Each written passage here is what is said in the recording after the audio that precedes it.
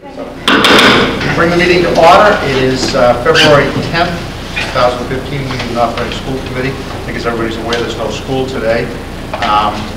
If there's anybody that wants to offer some public input, please raise your hand. You'll be recognized and will be heard. I don't see anybody. Our student rep is not going to be reporting today because there was no school. Before we jump into the agenda, just a couple of comments. Karen Ericetti, who served on the school committee for the last 6 years, has announced her resignation effective February 15th. Karen was going to try to get here for last night's meeting, but obviously the weather was a problem. We ended up postponing. But I'd just like to say that, I just want to thank Karen for her service for the last 6 years. She was a very valuable member of the school committee. This year in particular, when I was chairman, we had a challenging year with a lot of issues, and Karen picked up the ball on a couple of those issues. One was finding a new superintendent. She led the search, and Karen was also involved in the search for the new principal as well. She did a great job. She took the bull by the horns, and she got the job done. So we're going to miss her, and again, I was hoping she could be here for this meeting, but since her resignation is effective February 15th, this is essentially her last meeting. I do have a question, Mr. Chair. Do we have to take a vote on whether to appoint a temporary? I'm in favor of not appointing a temporary member at this time, given the timetable. I would say not to take any vote unless if we wanted to appoint somebody, I would say take a vote. If we're not going to do that, I'd say just leave it alone. It just doesn't seem to make sense because it would take a couple of months, probably, or at least 4 or 5 weeks to get. We'd have to advertise. Yeah. We'd have to get candidates. We'd have to vet the candidates. And then we'd have to have a joint meeting. Right. Yeah, so I think there's only, essentially, there's less than 3 months to the election right now. So I think, I don't know that we should take an initiative. John, you have anything to add to that? No, I talked to Barbara Stats. I think no action is needed if you choose not to appoint her. So we can just go out and form members until the next election. Correct. And the selectmen haven't expressed any interest as of yet regarding, an appointment. Cliff, they talked about it at their last meeting, and they may be getting in touch with you. Really? To find out what you want. We should probably contact them then. All right, we'll touch base. I'll touch base with Bob and Sarah and see what they're. To find out what you want. Yeah, yeah. Find out what we want. To find out what you want. All right. Okay. But at this point, Cliff, do you see any necessity of doing an appointment? And Janine? No? Okay. So at this point, I will talk to Bob, but I don't see the necessity for us to do an appointment for a month and then having the election first. Maybe less than a month. The only other thing I wanted to comment on, anybody else want to say anything about Karen, by the way? I just want to thank her for her service. She did, she worked with me on the superintendent search committee, and it was a lot of work. And I feel bad. I know for some family reasons, she's been forced to move out of town, and that's the only reason she's leaving the committee, because she had to move out of town. So I enjoyed working with her. She had substantial input to the policy committee. Yep. And really did part of it. I think that was very useful. And 6 years is probably enough. I just wish her well in her endeavors. Thank you. One other comment. So this meeting has been postponed a couple of times now, but a few weeks ago I read some comments in the transcript, so they must be true. Some comments that were made by Jeff Ewell and some of the other members of the board of selectmen. Mr. Ewell was commenting on the stipends that have been an issue, and we've been very transparent about the stipends. And one of the things I'd like to say is the stipends, the payment of those, they're not necessarily part of a vote or an agenda item. We just do that because we want everybody to know that we're doing it. But Mr. Ewell sought to talk about that at a board of selectmen's meeting for some reason, totally out of context. He also made a comment about change orders for the school building job. And all I'll say is this, that I haven't seen Mr. Ewell's face at a single school building committee meeting or any meetings associated with the building project. The only time I saw his face is when we did the ribbon cutting on September 8th, and he jumped up in front of everybody else that had worked so hard there. It was the front person with the picture of the transcript cutting the ribbon. So that's my response to Mr. Ewell on the change orders. If he has questions about those change orders, contact us, come to a secondary school building committee meeting, ask us, in the proper forum. I just don't think he has the information to start to make those comments. Regarding the stipends, I know Mel wanted to say something, so I'm going to turn it over to him. I'd just like to say that the stipends have been part of administrators' contracts since I've been on the school committee. This is my 11th year. We normally announce when we give the stipends. In the past, I think sometimes we've announced the amount, sometimes we haven't. I guess the big issue I have is, as Jerry said, if Mr. Ewell has an issue with the stipends, give us a call. Give the school administration a call. Don't call us out at a selectmen's meeting. You know, we don't sit here questioning salaries of town employees or stipends that they give out or longevity bonuses, etc. If you have an issue, call us. Don't call us out. In particular, in North Reading, we've had the finance planning team in place for many, many years, thanks to Bob Vasari who initiated it. So the superintendent, myself, Mr. Bowers, we meet with the chair, the vice chair of both the Board of Selectmen and the Finance Committee. We meet with the town administrator, the town finance director, practically every month. And we sit down collaboratively and we work on issues. This never even came up at one of our finance planning team meetings. So I'm sure maybe he is, maybe Mr. Yule's not aware of the fact that we have those, but our relationship with the Board of Selectmen has been excellent for many, many years. We've worked cooperatively, collaboratively together. I don't understand where he was coming from. I do want to set the record straight. Mr. Yule made a statement, which I can hardly believe I was reading, about we hadn't come to them or presented to them that we were giving out these stipends. The Board of Selectmen doesn't manage our budget. We manage the budget, and not do we go to them for approval of our budget. So I just want to make that clear. We also talked about careless spending. Yeah. Which is, it's in the budget. The money was in the budget. And in their contracts. And the contracts. Okay. So, Cliff, did you want to add anything? On the change order issue, I can absolutely assure you, after many, many decades of being in the construction business, that there has never been a project done without change orders. And the thing that I used to use as an example to my client who would frequently ask me, now is this project is going to be a perfect project, right? It's going to be nothing wrong anywhere, no change orders or anything. And I'd say, if you wanted a perfect job, I could have produced that, but it would have cost you an infinite fee, because it takes an infinite fee to produce a perfect set of documents. And if you provide me with that, I can provide you with a perfect job. And they would start to understand the process. And it's not the issue that he had the question, it's the issue of the way he presented it. He raises these issues like, there's something wrong going on, and I don't think he has all the information. All of the change orders go through a stepwise process of being vetted, so that they're all qualified as legitimate and for a good reason. There's a change condition. One of the ones that we had was that when they got into exposed the roof on the old middle school, they found that the structure was rusted away. It was hanging by a thread. They had to go after, they opened that up. By the time they opened it up, they were ready to go hammer and tongs with it. They had to change that up. They had to change that steel up. That is a result of change order. It was an existing condition that was found afterwards. So we had a change order for that. Change order to provide the steel and the effort to put it together right. That's the kind of things that are in change orders. And that's just an example. Thank you, John. If I could, Mr. Chairman, I feel a responsibility and somewhat of an obligation with respect to the stipends that get awarded to the administrators. In total transparency, I benefited from those in the past as a principal, and I think I have this language in my contract now as the superintendent.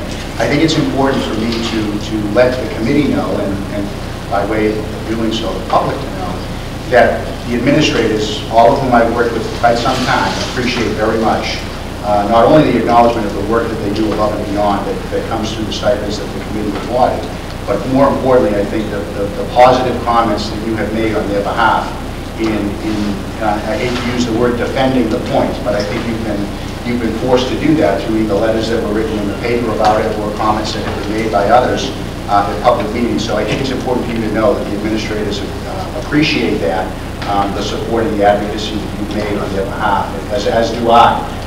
They were embarrassed when they read comments in the paper, and I think it was unfortunate as it was. But my hope is that by the letter that you wrote, Mr. Webster, in the paper that appeared recently, and your comments tonight, Mr. Venezia, that the issue can be put to bed through the clarity that you provide. I hope so too. We're not trying to start stipend gate, that's for sure. But it's time to put it to rest. Jeannie, did you want to say anything? No. Okay. I did want to add one other thing. This is a different issue. I believe, John, that there was a Common Core information session that was scheduled for last week that was postponed. I think that's when we're scheduled, is it the 25th of It's February? actually- It's been moved to the 24th. 24th, okay, at 7 o'clock at the Moose Hall. But that it was postponed because of the snow last Correct. time. Okay, so we're ready to move forward with the agenda. John, I'm going to ask you to do a presentation on the secondary school building project. Sure. So, Mr. Chairman and members of the committee, in your package, you have some updates on the project. It's, you know, it stands to read, we've been sidelined a little bit with the weather the last 2 weeks or so. But I will report to you that there is great persistence on the part of our team to continue to stay on schedule. You know, the snow has posed some complications for us for sure, but I do think it's important to highlight for you and for the public some salient points. First of which is the installation of windows in the new middle school is continuing. There's an anticipated completion date. I think we're about 70% completion of the installation of the windows.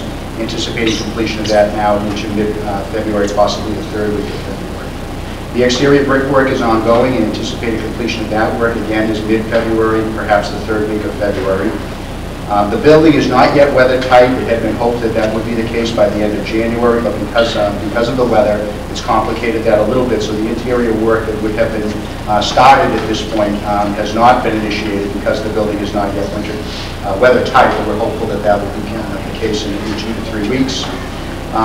There is an ongoing effort, and actually a large effort, as recent as tonight I learned from the secondary school building committee meeting that there will be some work starting tomorrow and continuing into Monday to lead to the commission of all of the AV components of the larger areas of the Performing Arts Center, the gymnasium, the cafeteria, and the distance learning lab.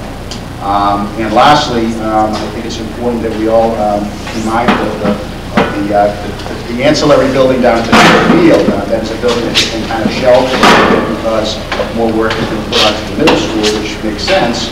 But I do think people have asked questions around when that building might be accessible, and I think it's important for folks to know that we're looking at the summer months ready for the fall 2015 season to be using that building. I would comment that the team building, even though we were hopeful we could get it online earlier, it wasn't due to be online until the summer months, so it's not like we're running behind on that. Cliff or Janine, any comments on the building project? The thing that's most impressive is you go on the second floor of the whole middle school structure, and it's very much different than it used to be. And all of the stuff has been, all of the utilities are being put in place there, and they started to put drywall up on the second floor. So that's moving along very nicely, and they're approaching that on the first floor. And there is heat in the whole structure, although very little in some parts of it, the parts that were the leaking roof. But they're moving right along with that. The laboratory areas, the new laboratories in the one-story part are shaping up. The walls are in place in that. And that's got a roof over it. Although the clear-story windows are not all in place yet. So they're moving along in spite of the weather. Difficult conditions. Mel? No, but I actually want to say one other thing before we get to the next presentation. Sure. I wanted to do this at the beginning. I just wanted to call out the cast and the crew and the administrators and the teachers and everybody, parents and everybody involved in the Peter Pan presentation. It was unbelievable. I mean, I can't believe that we have such a talented group of kids in this school, both in the sets and the costumes and the acting and the flying and the singing and the dancing. And it was great. And I think it sold out at least 2 shows. I think they sold maybe 2,000 tickets. So it was just a... Mr. Burnett has his administrative report. Oh, does he? Well, we can talk about it. By the end of the meeting. That's great. But I got to tell you, when I sat there and watched the show, I went twice, which is unbelievable, because that's twice as many as I've gone through in the last 16 years. But it was unbelievable. You know what? You sat there and you watched it and you said, wow, it was all worth it. That's the feeling I got as I watched the performance and the theater. And, the building's great, but those kids just brought it to life. It was really spectacular. I've never seen anything like it. It was superb. And the use of the orchestra pit. Oh, yes. The orchestra was fantastic. Really plus. Yeah, anybody that didn't see it, it's too bad. It was really worthwhile. And if you were over 60, you get it for $10. That was good. Bob, I hope you didn't pay $15.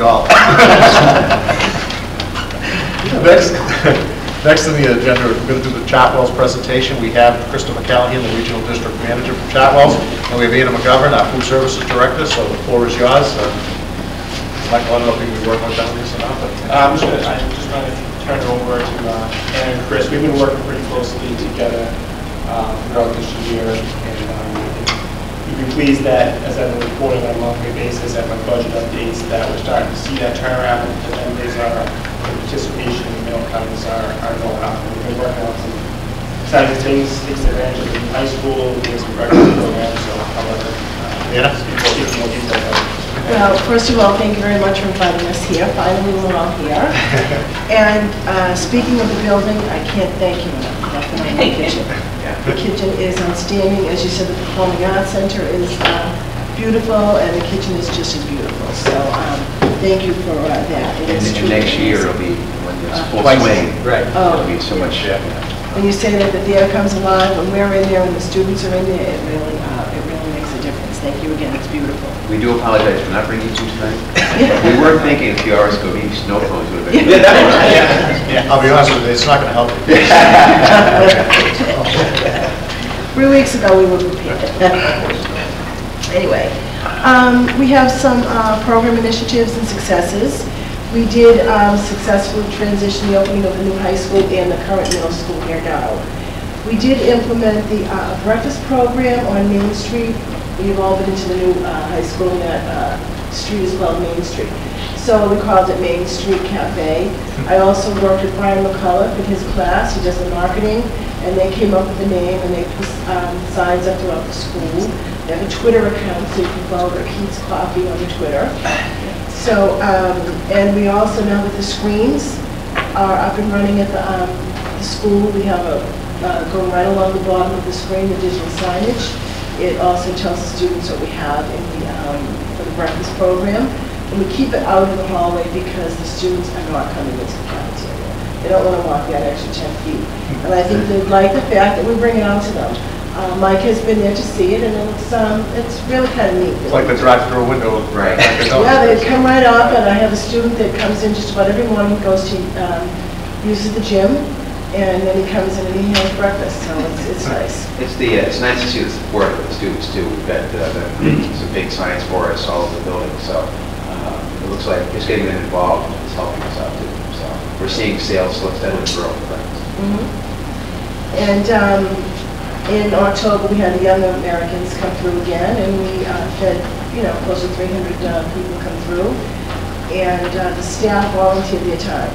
So, which is very nice. I always want to give a big shout out to the associates. They were outstanding. And I worked with Amy Senator last week on the Student Council Leadership Workshop. Sometimes she needs small catering, and I also met with a group of students regarding service. That was my field that they wanted me to meet with them. Breakfast for Plenty Brown, she's trying to get the PEP grant, physical education program, up and running, and I'm also trying to help her with that with the nutrition field. Oh, I thought that meant you were just serving Claudia breakfast every day. Yes. I was confused when I said that. She's there early. Yeah, she's always coming by. So I met with her the other day, and I do breakfast for her. The teacher development, which was last Friday, was outstanding. We served lunch to 166 faculty and staff. And it was very well received. It went smooth. I did have to send Mr. Bernard and Patrick Daly out there to move the students along. They weren't moving along. They were very busy talking. So that went well. This past Saturday, these are all in addition to the lunches. These are our catering and things that people ask us to do. We try to put our face out there to utilize the school and help support the food service program. Last Saturday was our academic decathlon. We normally host it, we've always hosted it here. Last, needless to say, Saturday was the first year of the new building. And because of the weather, not as many showed, but there still was a turnout, and we were here to support them. This coming Saturday is the wrestling sectional champions, and they need food service there. They do their own food. I tried to let them, but they need the food service. They want to use the kitchen. And they need someone that can use that kitchen. I just don't have anybody in there. We had that discussion, I like to keep it closed. So I have 6 staff going in, and they're being compensated by the wrestling. You know, people take care of that. So it's another way that the kitchen is being utilized in our program. So one question, it seems like, you know, one of the things we had focused on was trying to get Chartwells more involved. It seems like you're doing more events than you've done in the past, so that seems to be working. And so I'm assuming you're getting the message out to the groups and the staff, and we're using them more. And we did develop the catering brochure that actually has been submitted, so it's an easier way to get the catering for small caterings, for internal caterings. It would be nice actually to capture more of the external catering too. Right. Because all the money is funneled through your programs. And Yeah. mind if I just, I think it's important, I think it's interesting, you know, we did an online sign-up for Teacher Professional Development Day luncheon too, which was something that was new. We had never done that before, so teachers were able to go and select it, and then they would help with the free buy. So I think it was a good, it was Patrick David worked with Anna very closely on it. It was a good thing. It was an efficiency. Yeah, and it flowed well. I mean, people got what they want, and, you know, there were a lot of people. This is a big district, a lot of faculty and staff, and they were pleased with the choices and what we have to offer. Even though they see it, they don't always come down for lunch. It was very well received. So I'm hoping that will kind of boost some, you know, teacher and staff lunches. So. For this slide, actually, some more initiatives. Again, so far today, we've actually increased our overall program participation by about 7.2% over prior year, which is great. So our trend is, we're training really well now. We rebounded after the U.S. regulations. I have a graphic here showing, where the sales went when they first came into effect, and now they're coming back again, which is nice. I'll show you that. And I introduced Lucky Trade at the elementary, level of boost participation. We did introduce Pete's Coffee for high school faculty and staff. It's a really, really popular brand. It's utilized in a lot of colleges in the area. So we thought it'd be nice to kind of see, what we could do for both faculty and serving the brand here at high school. And to promote breakfast as well. They also provided all of the cups and little packaging and little coffee holders that the cardboard, and we have lids so that the students, if they are to take it from that area, there's always a lid on it. So, it's a safety issue for them, and we don't want them spilling it all over the building. With the transition, we did add a new menu concept as proposed, which is working well. We do food sampling. We get chefs to school visiting in March. We did that a lot last year too as well. So this is where our local chefs come and do some special events at the school level, whether it's sampling or education on healthier foods, grains, or just actually doing a cook-to-order station at one of the schools. It seems to be worked very well. And then is working also with the YMCA, which is looking at the YMCA after-school snack program, where we do with a few other districts where they can order food through us, and we can supply them to provide their program. So we're in the works with that right now. I met with her last Wednesday. Okay. I did. One good thing we went through breakfast, but this is actually a promotion we're working on as well to promote the breakfast program. It's actually a scratch ticket. If they attend breakfast, they get a scratch ticket. And the different prizes they get, maybe a free beverage, or you can get movie passes and stuff.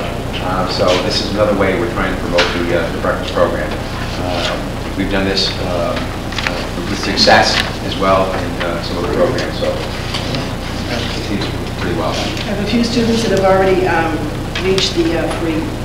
They'll probably receive it when we go back. Right. I have a couple of boys, and the students now, a couple of them have forgot their cards, and they said, "Can you hold them?" So now I'm holding their cards and I'm checking them off, and you know what? It's okay. They know that they get it, and I said, "Yes, give it to me. I'll just take it here." So, it works for them, and it makes it fun for them, and I know that they're going to get something. So this is just a graph showing, the meal counts. As the new regulations started, they basically started in 12. They were in full effect in 13, which you see a big drop. That's one of the biggest regulations hit 2 years ago. Last year we were in a little rebound there, and this year we're estimated to bounce back up again. So this is really just a really good trend. we're seeing.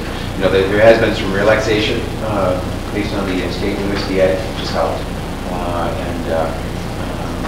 So the thing is for us is just having our vendors try to supply to offer us new creative meal choices and snacks and stuff that we can sell.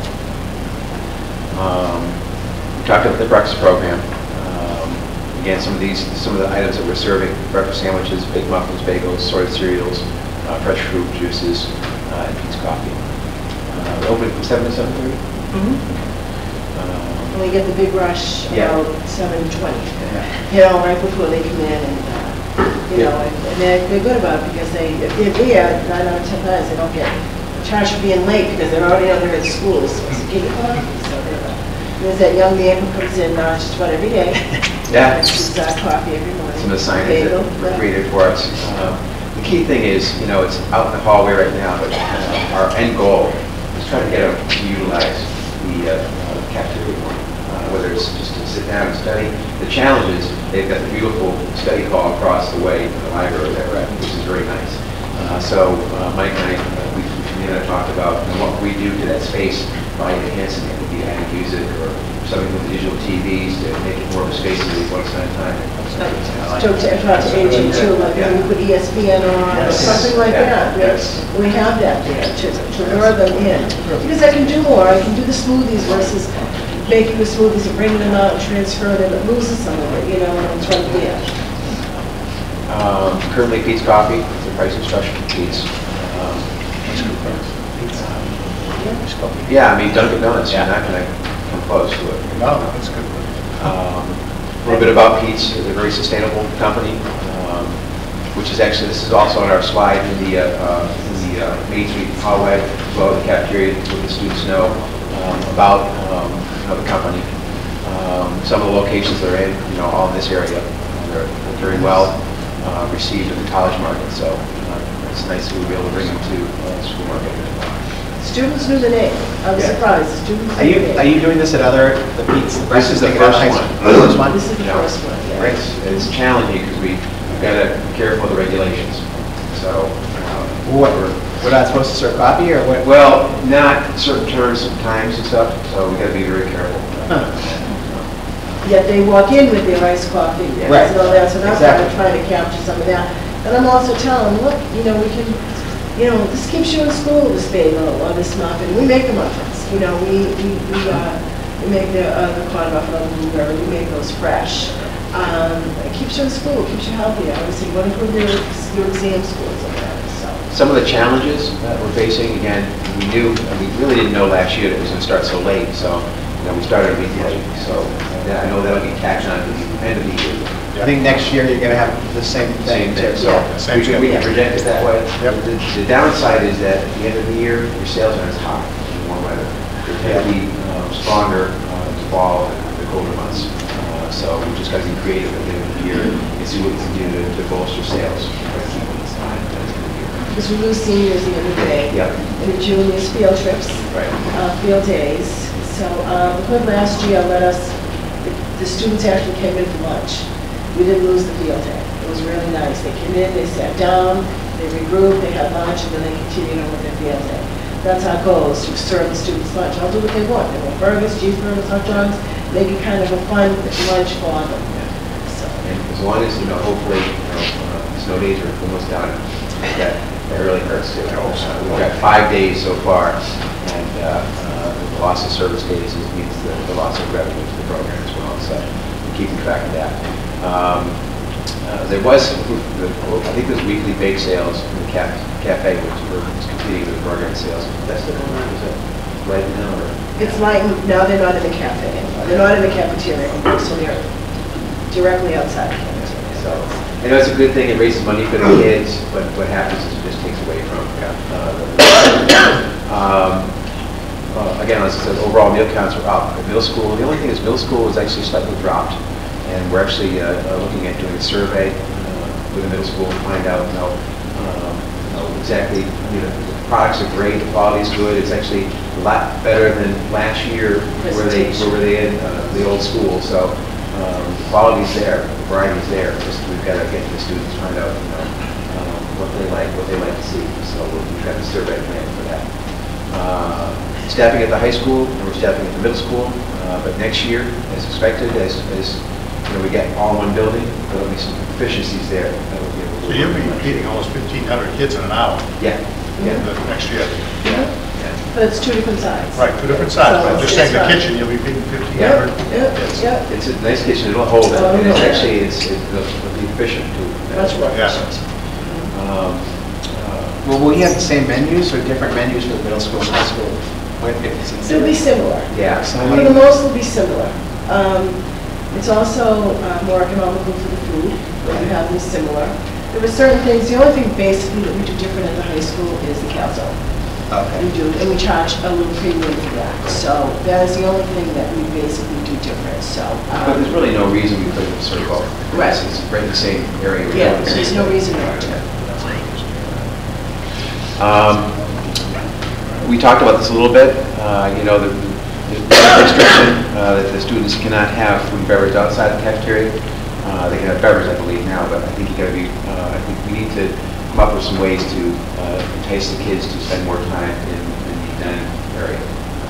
Whether we create a study hall there, maybe some music, just make it a comfortable place. So we're working on that right now. We talked about that a little bit. That's it. That's all we have. Excellent. Michael, did you have anything? No, I just want to thank both Ann and Chris for coming out this evening and for their hard work over the course of the year. I know we've been certainly been reaching out to them and we've been communicating on a consistent basis, really working on trying to be creative, kind of innovative, kind of bring all the ideas talked about in last year's proposal, kind of bring those to fruition. And I think we're certainly, I feel we're on the right track. We're recovering. We had that, USDA regs are a couple of years behind us now, and we're just a lot more excited to do the program, especially with the rebuild.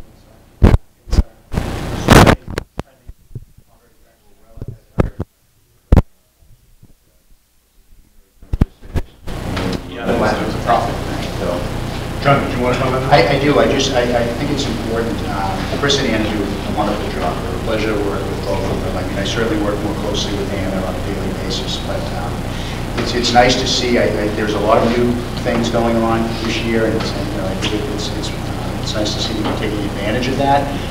I would just offer that something like the wrestling that you're going to do with the regional meet on Saturday is a great opportunity for athletic banquets, end of season banquets and such. So just maybe something to be thinking about. We have a nicer facility now.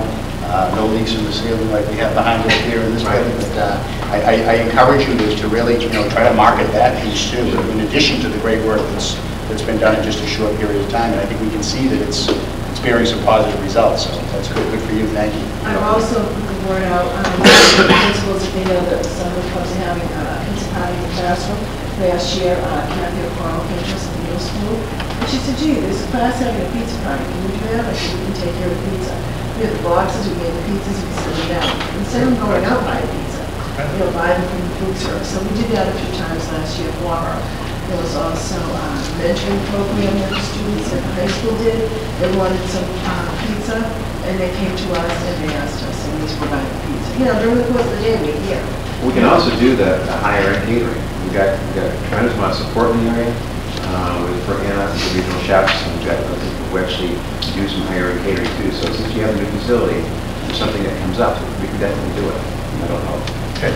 Before I turn over the committee, anybody from the audience have any comments or questions? I can just Yes. give an input. I'm a parent. I have twins that are freshmen in high school, and I have one in the middle school. And I've seen just a change. You have quite a challenge with changing from venues and schools and having to feed so many kids in a short period of time, so I respect that. My big input would be that you constantly keep in communication with the students, because our perspective is not what I hear in the car. So throw it out to them, let them know. You said you have students in the middle school? Yeah, on a consistent basis, Yep. because you're swimming against the tide with the regulations Oh, sure. and what you've had to put into. But they still have complaints about the pizza and this, that, and the other thing, and I understand your challenge, Yep. but it would be good for you to get your feedback from them, Sure. not us, because to me it looks wonderful. I'd love having the lunches, but they don't always think that way, so We I would do that on a consistent basis, because that would help you out, and it's free. Yep. There's nothing better than that. And then the other thing is pricing. I'm the one who writes the checks. My kids have accounts, and then they come home and they say, I'm out of tickets, or well, now it's not tickets, I need money, and what I didn't know as a parent is that high school pricing is different than the middle school. I didn't know that, so my kids are having $8 worth of lunch, and if they're not enjoying the lunch, they're having 3 bags of chips and 2 bags. So as a parent standpoint, that would be my going into maybe next year, getting out what the prices are. And from a parent's viewpoint, I can monitor better. Sure. Of, well, what's costing $8, and I wasn't aware. All of a sudden, I had 2 in freshmen, and I'm whipping through $100 bills. You have access. You have access on My School Box. My School Box. You can check exactly what they're having. I do. They have accounts, and that sounds so great. But with all the portals and all the, I have to be honest with you, with working, and it's not always easy to see what my kids. You'd think I'd do that being an Italian mother, but You know what, show me an email and I can also send you a list of what they yeah, well, to me, it's not a problem. I'm just giving you feedback from a parent. That's I great. think you do a wonderful job, but, you know, from a kid's standpoint, I think that'd be invaluable to you, to get there. What can we do better? Not that you're gonna do it, but it doesn't get better than that. Yeah. It doesn't get better than that. Anybody on the committee? One of the ideas might be from Michael and John, maybe, you know, we have an article every week in the transcript. Maybe we can get an article from Chartwell's towards the beginning of school that talks about the lunches, the prices, how the program works, and especially in that, we have that issue that comes out that's right before school starts. The other thing John was mentioning, maybe doing more on social media too. I don't know, we haven't, I think we still have to get a better policy in place here for the school committee and get our hands around social media, but maybe having, I don't know if Charles has a Twitter account that is North Reading. I know you have the Pete's, the cafe one, but I think that article, if we can get an article from you guys that does an overview of the program at all 3 levels, in that, you know, that edition that the transcript puts out, then parents would have a really good idea as to what's going on at each of the levels for lunch program. Great. Thank you. Janine, anything? I'm just glad to hear that things are picking up and that you guys are doing that. Thank you. Thanks for the input. Great initiatives. You guys are always trying to do something different. I'm glad to see you just don't sit there with the status quo. You're in there, you're trying to find out. And it's good to get input too from people as well. The students actually are most important to get the input from the secondary level. Right. Parents, we need the input from parents at the elementary level. You may not always be able to use the students' input. Right. Yeah, but we can, you know, Exactly. we do, right, But exactly. information. Thank you very much. Thank you. Thanks. Thank you. Thank you. Next on the agenda, we have a presentation regarding the kindergarten program. A few months ago, some of the parents who are sitting here now came in and had some questions about a couple of things. One was the cost of the payment, the way it was paid for, and the second was the lottery. So I'm going to ask Mr. Bernard and Mr. Conley to make the presentation regarding kindergarten tuition and the lottery. I think, Jerry, they also, one of the other issues that was discussed, and I know we partially answered it, was there was a question, why couldn't we get a grant from the state and provide kindergarten at no cost and fund it through the school system? And I think we answered, I don't know if you're going to address that. We do address that. Okay. We have a slide on that later on. So thank you. We have a 2-part presentation, as Mr. Venezia said. So I think just to take you back in time a little bit, I'm going to go through with the committee and the public some of the information that we've made available to parents of prospective kindergarten students as a very recent time. And then Michael's going to do a little financial presentation for you. So back when I first became the superintendent in October, very early on in my tenure, I got together with 2 parents, both of whom are here tonight, Mrs. Sharp and Mrs. Harrington, both of whom had come to a meeting in October to address the school committee. I think it was actually Mrs. Willis's last meeting. So I was throwing the reins in November. We've met several times over the last few months, and what you see on the screen right now is a result of the work that we have done along with the elementary principals and with Dr. Daly and with Mr. Connolly. So if you were to go back out to the district's website or any of the elementary school websites, We've put a new link on for kindergarten registration and information.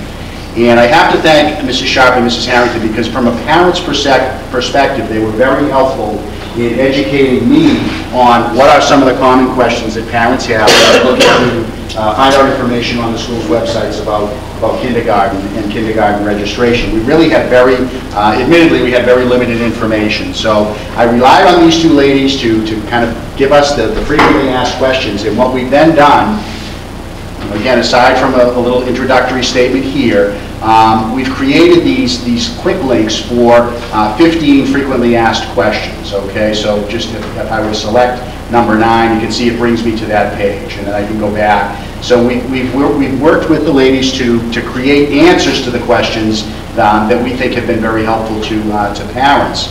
I can tell you from the elementary principal's perspective that the kindergarten parent information night that was held, they went paperless for the first time. Everything has been put online. The questions, we've created all of the forms that we need on the website as well. This is the entire registration packet. It's a multi-page document.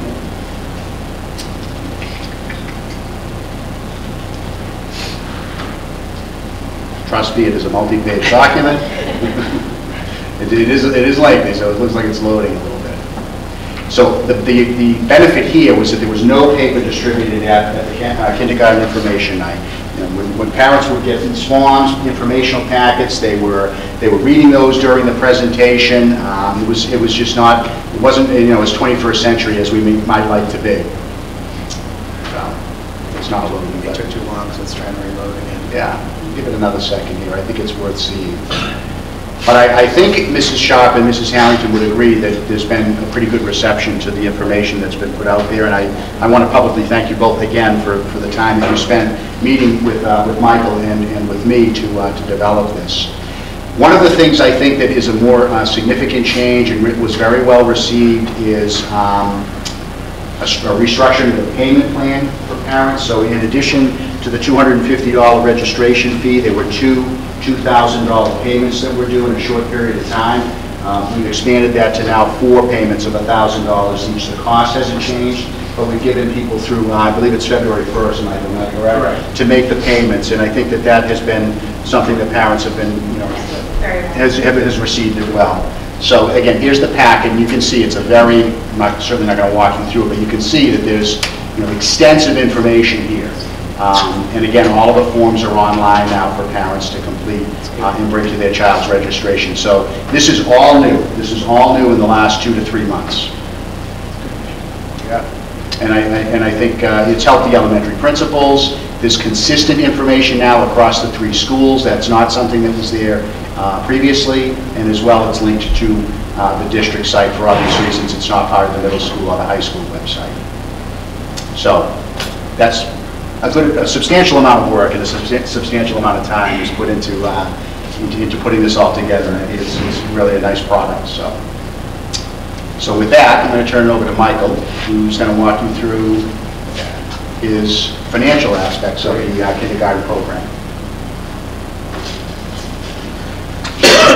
So I have a few slides tonight that addresses some, I think, commonly asked questions and some information about the financials of the full-day kindergarten program that have come up in the past, and certainly things that we've talked about as a working group over the last couple of months. So the first fact is that full-day kindergarten tuition is currently $4,250. This has been the same tuition rate in North Reading since the 2009-2010 school year. So it has not increased. It used to be $4,000 before that for a few years, so it has stayed the same for about the last 4 or 5 fiscal years. The revenue generated from tuition does provide a $385,000 budgeted offset to the general fund of the operating budget of the school department. So it is a good amount of revenue that the school department does count on, and helps offset the cost of the program, and it certainly generates a significant amount of revenue. The revenue can help support the costs of the full-day program, including costs of the teachers, the paraprofessionals that work within the program with the students, any specialists that the full-day kindergarten students may see throughout their schedule throughout the day. It can support the cost of substitutes. It can support the cost of accountants that work in the business office and do the billing and the collecting of the receipts, and the expenses, etc. Any school maintenance type items related to work being done in the classrooms of the full-day kindergarten program. Instructional materials, there can be utilities, can even be benefits or insurances, even though they're charged on the town side, and administrative oversight and support are all applicable and eligible expenses that revenue generated from this tuition can be used and can be spent on an annual basis. So it is true that we have to kind of watch how much we take in on an annual basis. We have to stay within 50% of that cost of the full program, because we legally have to provide a half-day program or option to the students in North Reading. But I will say, with the $385,000 and all these applicable expenses, we're well below that threshold of what we're offsetting our general fund budget. Impact of reducing the tuition rate. So we've talked a lot about it. It's been a school committee goal, as you know, and we look at it on an annual basis. I know we'd all love to be able to reduce that tuition rate. There are several information on the DESE website, some of which the working group of the parents brought and distributed at the meeting back in September. I've also distributed some information about the tuition rate. It is true North Reading's current rate is among one of the higher rates in Massachusetts. We have some data on that. I've done some information about North Shore and surrounding communities. The average tuition rate is about $3,600, $3,650 of these communities in the area. That's even a little bit lower than that if you look at statewide and all the other districts offering or charging up to kindergarten tuition rate.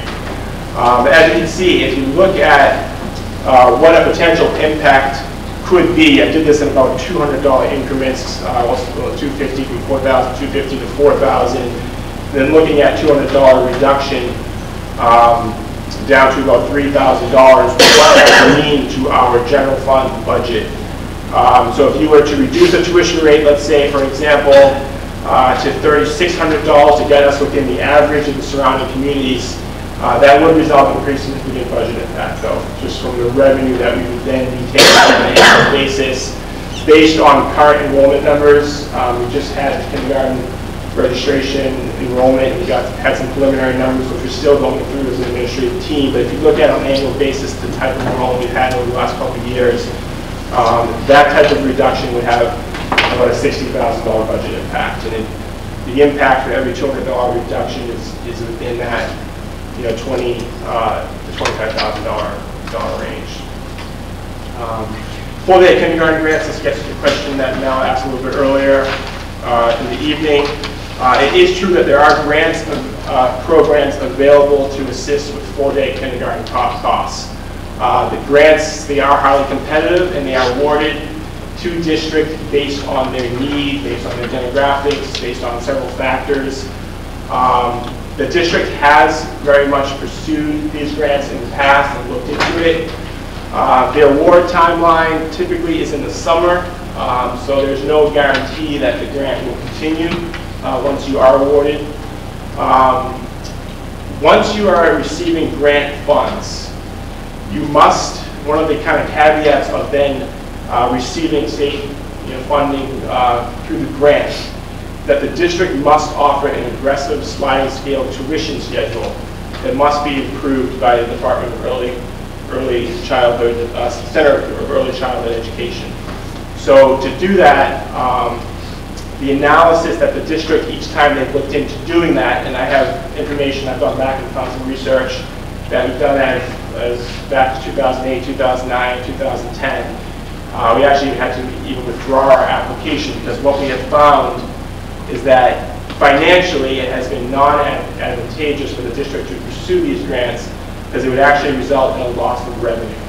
So one example of that is the grant may provide about $100,000 to $150,000 worth of grant funding, but then you have to offer a much lower sliding scale of tuition based on state median income levels per family, and the revenue that you would generate, supplemental revenue from tuition, would be less than that $385,000 that we've come to count on through the general fund budget offset. The governor also just cut $5 million. He did. That was my last comment. So these new kindergarten expansion grants that came out, past this past year or two to supplement some of the other grant programs just took a significant reduction in the governor's 9 cuts.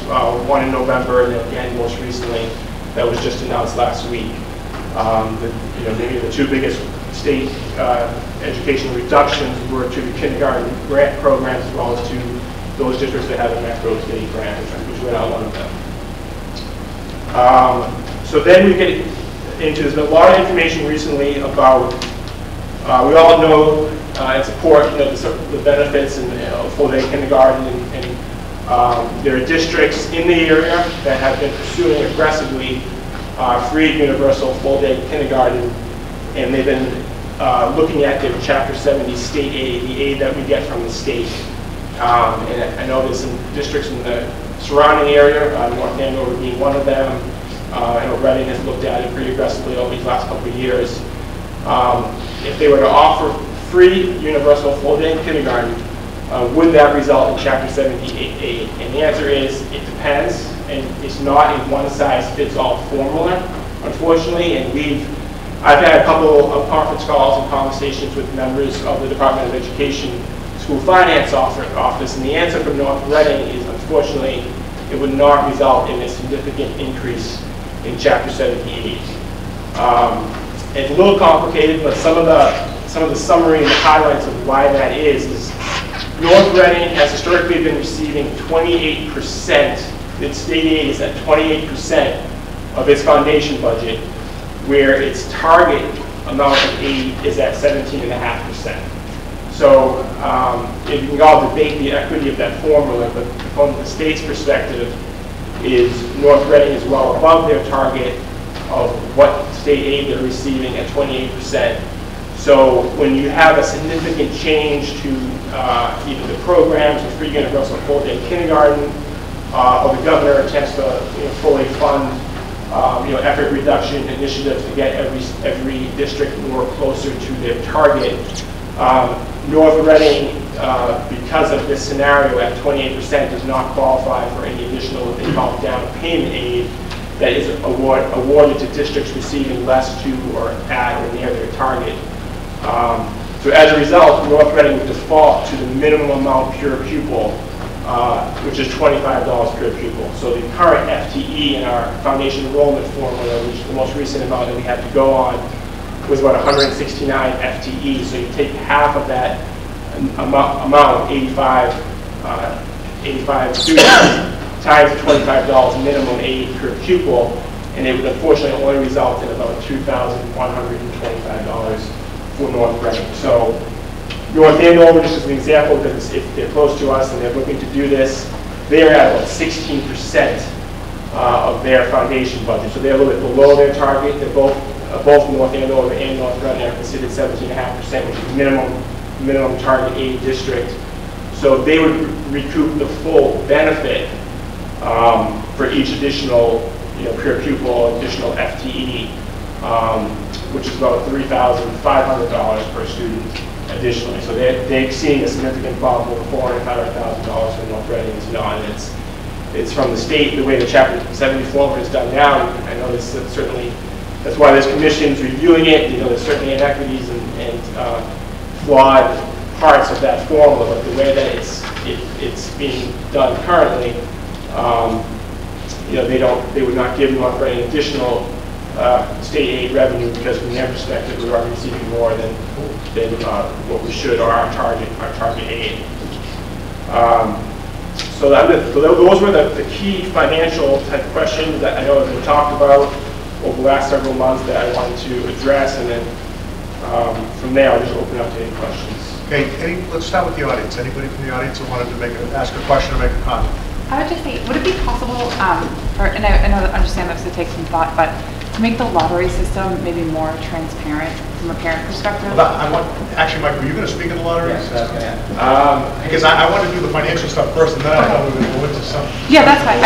Unfortunately, we're not prepared to talk about that tonight for two reasons. The kindergarten registration was postponed because of the snow, so we don't have the final numbers. It was held on just last Thursday. The central office team meeting was supposed to be this past Monday, or yesterday. That is the second piece of this, that we'd be able to do something And with this lottery system. we didn't meet because of the snow day yesterday. We're All right. meeting tomorrow, actually, at 1 o'clock.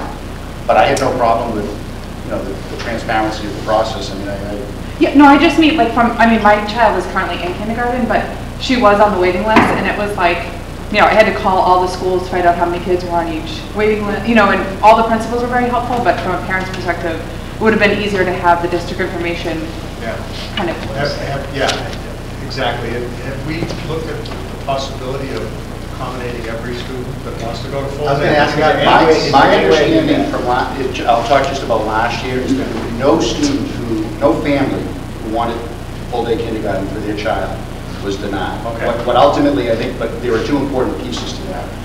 Notifications for some families came very late in the summer, that's true, and it was not necessarily in the home district or school. Well, that's fine. The likelihood of that happening again is pretty high, I would say, All right. based on the preliminary numbers that have come in from So that's last important. Thursday. I think, if we can put something out on the transparency of the lottery Sure. system, but also to make sure that we can try to accommodate every child that wants to go to full day kindergarten.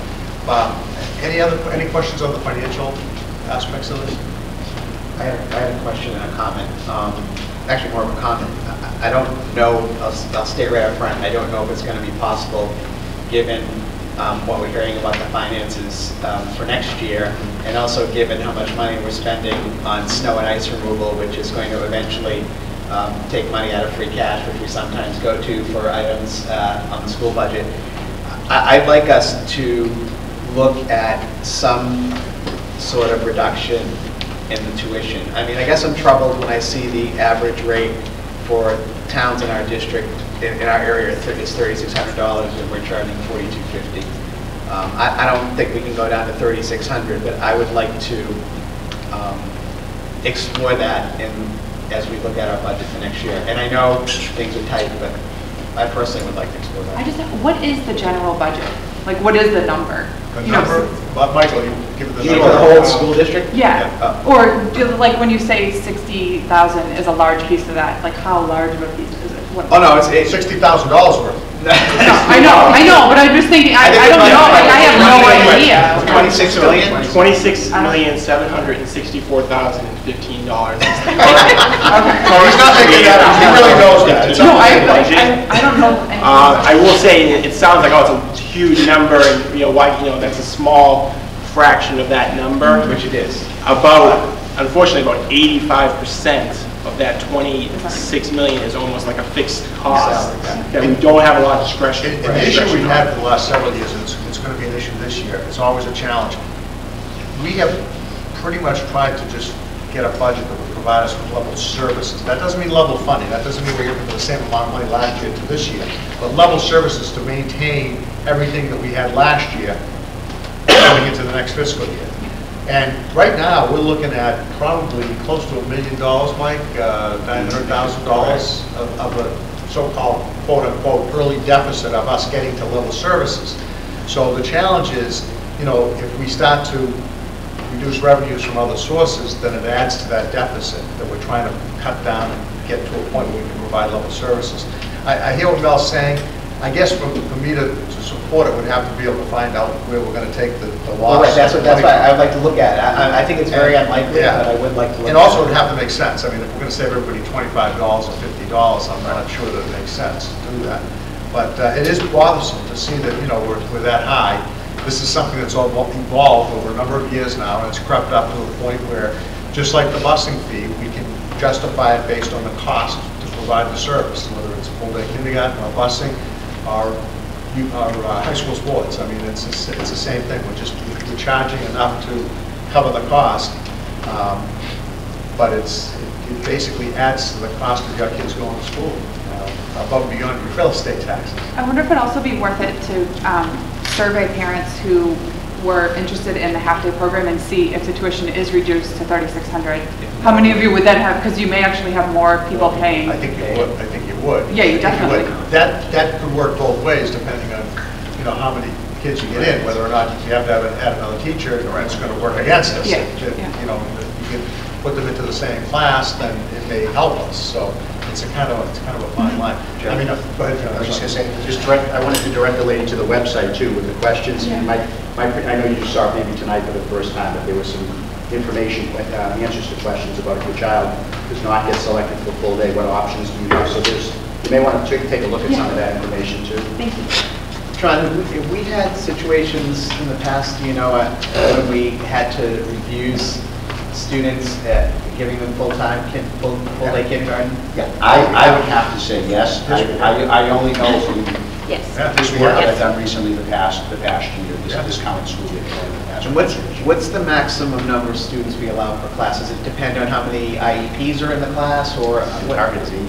I don't know, correct? 18. But we've gone higher than that. We've gone higher. There are 22, and Yeah, we've gone 20, 22. But you have to make, it has to be at least 16 to make a class, right? Or It's Well- it's that 18, it's actually around 18 Okay. to make it To make worthwhile it work financially. Okay. to add another class. Right. Yeah. So that was the problem last year, where there was only 12 Correct. extra kids. Correct. And so they needed to Right. figure out what to Correct, do. exactly. Right. So what we can do is, there's several things we can do. One, we'll take a look at our budget to see if there is a possibility to at least consider reducing the fee. I certainly can't promise that we'll do that. We'll also make sure something gets on the website about the entire lottery system, and obviously I'd like to see us accommodate every child that wants to attend full-day kindergarten, see if we can do it. I guess one other thing I'd like to look at is, I know, Michael, you're saying that 18 number is the number that makes it feasible. If there's any way we could, I mean, to me, if you have 12 kids that you're saying no to, I just have a kind of a hard time with that. I know it's not 18. Don't forget the kid 12 is spread around the district too, that's the other. No, but what I'm saying is, you can put those 12 kids in one school. If the parents want to send them to another school, I know it's not 18, but 12 is getting you pretty close. So I'm looking for like more of a, without guaranteeing, more of a fluid system, where if you have 12 or 13, we don't just automatically say no, shut it down. I agree, I'd like to see us accommodate every single one. So maybe as we move forward, Well, let's that's see the the goal. numbers. That is the goal, is that every family that wants full-day kindergarten for the child they have. It may not be in their home school district. Right. I mean, obviously, if you have 4 or 5, then, and you have 22 and the other, you don't want to have 24 or 25. How many you put in a class. Right. You don't want to Deal with it in the kindergarten. Exactly, right. Because too many at the kindergarten level defeats the purpose at some point. Need anything further on that? No, okay, so they're being there. Yes, ma'am. Would it be possible to put back the slide with that had 365,000? That, where you talked about where the money came from? My question is. This is it, I believe. No, talking about what the money covers. So we, Yeah. Oh, I'm the sorry. money covers Yes, teachers, like- paras. Yes. Well, the question, that was 385, sorry. Is it fair to look at the budget offset for things that are outside the kindergarten classroom, like administrative support? Those are Like, already- those are like fixed costs. Yeah, it's So good. if you had if full-day kindergarten was 2 half-days, those would be Well, everything would fixed be done, costs. all the additional like indirect costs that are shown here. Right. There would be a methodology, so there'd be a very small portion that we would technically be, we're not doing this currently. Okay. We're just so saying something you're like able school to do so. maintenance, Currently, administrative we're looking at, You could do that, but it still translates into less dollars that we'd have coming in. Right. Therefore, less money we'd have for budget items, but. these are But see, eligible where expenses. you're going, that's, when I'm saying if we had 11, 12, or 13 kids, Right. I think that's where you're going. I'm saying we can do that. Right. What is I was liability thinking more cost? like, what is the cost analysis to run a half-day classroom versus a full-day classroom? Is that, have we done that yet? So a half day versus full day. So the half day, we really have to provide a half day option. Right. So the additional costs of the full day program, I mean, we can look at that, and I have those numbers in front of me at the moment, but I can look at that. That's wonderful. I Right, mean, I you're mean, looking that's, at- I assumed that was the 4,250, like that's what per child would be paying the difference. That's what it does. So the additional 50% costs of the full day program, that's what the 4,250 helps to offset. So it's that additional 0.5 of the teacher, that additional, paraprofessional costs to do that, to offer that program. That's what that tuition right now is offsetting in our budget. So that is correct. So I can kind of ballpark numbers of what that is, but it's per class. But that is exactly what that $4,250 is covering. These are all eligible costs that you're allowed to offset a tuition rate from. But currently, we're not doing that because the cost of our teachers, paraprofessionals, and just salaries to support a full-day program is essentially enough. There's an additional cost every time you hire a teacher. There's a cost for health benefits, for retirement benefits, for all of those things. And again, this is all part of that. This is a formula, so to speak. Right. It's prorated so that we can essentially justify the cost. But So this 4250 is basically a marginal cost. Correct, yeah. Adding. I'm adding the additional, anything above what would be a half-day program cost. So here's my question. Right. So our cost per pupil that we're spending amount it's up over 13,000 now, right? The average expenditure per pupil in the state. It is. But that includes everything. That just doesn't include the town appropriation. That includes all grants and everything. Correct. So if you took that stuff out, it's probably more around 11 or 12,000 to educate a student on a full day. cut that in half. So we're charging these students $42.50. Yep. You get a bargain. It's not I'm just trying to figure out, it's So not does that half. change elementary, middle, and high school, or is it? They don't give you that. They don't give you that. They give you one number per pupil expense. But anyway, I really would, I think it's going to be a tough budget year, but I'm really surprised that we're so much more than the surrounding districts. Yeah, I mean, there are certainly some that are definitely in our area. I think There are some clubs that are $4,000, I think. I don't know. Here's a quick map that kind of shows you a little bit about a scattergram of where districts are falling. This is a little bit old, it's a year or so old, but there are about 21 communities between 3,700 and 4,900, I believe that says. So the majority of communities are in that 28 to 3,600 range. But there's certainly, I mean, there are still several communities in that 4,000 plus range that we are as well. Reading being one of them, Wakefield, Tewksbury. Yeah. Well, currently, would you say the majority of the money is going towards the teacher and the paraprofessional? That's correct. Yeah, absolutely. Okay. That's what's happening. Because like the specialist, like that would be like full days paying for specialists and. Yeah, no, that's an eligible For cost. specialists. But it's so really not what's happening. Okay. Yeah. Okay, so what I'd say is let's keep the lines of communication open with these guys. Yes. Can I just make one comment that's not financial based? So Debbie and I attended the kindergarten orientation this year, and one of the main questions that came up was regarding the lottery, and I just want to point that out. I was going to actually email you guys, I just haven't gotten to it yet. The lottery and the transparency around it, not only from when you're on on the lottery, but even just how the whole system works, was one of the main things that came up from the parents. I think we can better address that on the website. I think that's what we have to do. That's what we're going to do, is put that information on the website. Yeah. And then we can put this back on an agenda again down the road and discuss the lottery. But I think the important thing is to try to accommodate every child we can. Yes. And we'll take a look at what we have. Our budget discussions are in full swing right now. That's what we're doing. So we'll take a look at it. But it hasn't been a good projection so far for the budget. Anybody else? All right, well, thank you very much for coming out on a cold, snowy night. Appreciate it. Michael, thank you very much. Thank you. Next presentation is a substitute teacher pay rate survey. We're so responsive to the community. One person showed up randomly, Mr. McRae, who I happen to know, and questioned our substitute pay rates. So we did a survey and we've got a presentation on it. We do. Ask and we shall receive. Yeah. Michael? So, response to the questions that came up at the last meeting. This is something that, it wasn't new information to us really. We have been aware of that. We've been looking at it on an annual basis, and we often do benchmark and look at what other districts are doing. So this is compiled some data over the last couple of weeks. As much districts as I could receive, I looked at. And so there's a couple-page list of where other surrounding communities throughout the state are at their daily rate, sub-teacher rate, and so forth. So you can kind of see what teachers, a lot of districts are doing. Quick math is the average, the 30-plus communities that are listed on the spreadsheet. The average daily rate was about $75 a day.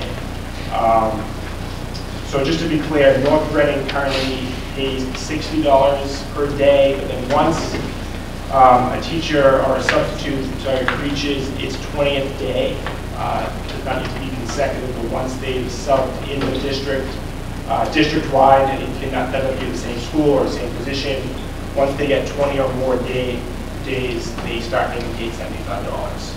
So they start out at 60 and then they get to the 20, and then from there on throughout the rest of the year, they start being compensated at $75 a day.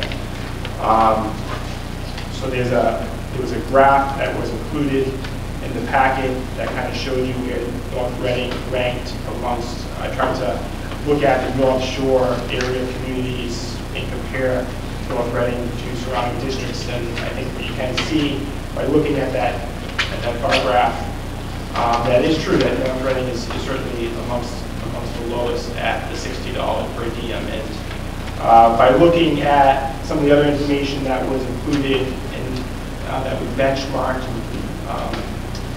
several districts, different districts are doing different things in terms of when they decide to increase the daily rate, et cetera. Some around 15 days or 20 days, or an increase may go into effect. Some may give an increase to a certified teacher subbing in its certification, certified area, et cetera. So then what we also included in your packet for your review and discussion was a substitute daily rate cost impact analysis chart, which would essentially attempt to look at the average per diem sub days at the $60 that we're doing on an annual basis, and that was computing to about 540. So then we looked at if you would increase the rate at about $5 minutes from the $60, what would be the estimated cost impact. And that information was included for you to review and look at. And then we also went through the last couple of years and looked at the average amount historically of increase of days, 20 or over, I should say 20 or over, I'm not sure if you guys says 15 or over. And that was around 500 to 506. So we looked at what marginal $5 increases would be to that daily rate and what that cost impact would be.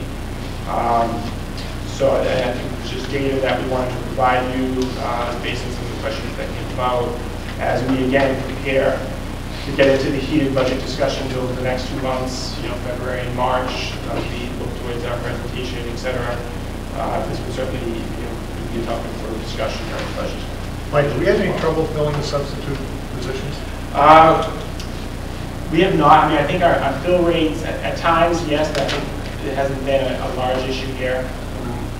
What principals tell me, it's about 85–90% success fill rate on a. So is it impacting us in the classroom if we're not able to fill the substitutes?